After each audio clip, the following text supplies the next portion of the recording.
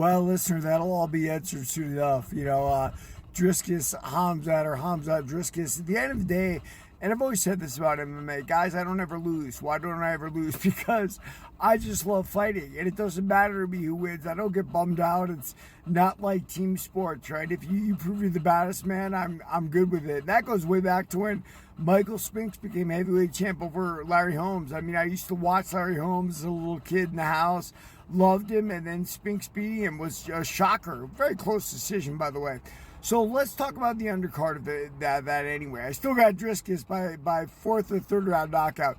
Lerone Murphy versus Aaron Pico. Look, we're going to see if Aaron Pico is for real. I've had some listeners on here saying, that he's overlaced, he's overhyped. Lerone Murphy is a beast. I believe he trains from the same camp as Leon Edwards. And I've seen him fight recently a few times. He is an absolute animal. Those English guys are tough. I'll tell you this.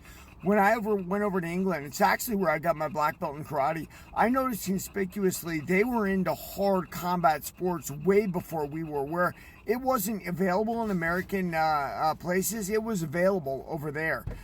Let's go to the next one. Jeff Neal, Carlos Prates. Both recently lost to Gary Machado, but other than that, they're top of the division. So this is going to be like the lower tier of the elite level, and we'll see how it goes. The most interesting fight for me is Jared Cannonier versus Michael Page. We're talking there about speed and technique against raw brute power. And I've always talked about this in MMA.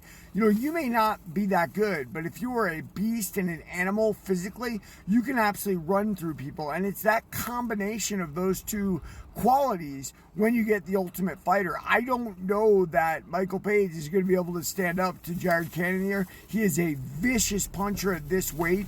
We'll just have to wait and see. It's honestly the most exciting fight on the card. Kai Asakura versus Tim Elliott. Well, we're going to finally see if Kai Asakura deserved that title shot that he got right away out of Rizin, going immediately against Pantoja. But that's the way it is with the flyweights, man. I remember when they had to make a whole show of flyweight champions from other organizations to get Demetrius Johnson a title contender shot. So, yeah, man, it's just the way the sport is right now, and I think that'll change as the UFC absorbs more other countries. One of the PFL's idea is not bad about making it like international football, because in other countries those weight divisions are much more prominent. Their best guys are in those weight divisions. But this card, make no mistake, is the card of the year in my opinion, mainly because of the main event, but the rest of the fights are sleepers. The guys who know that undercard is stacked, and I can't wait. Everybody, read my book, Warrior Light, and like and subscribe.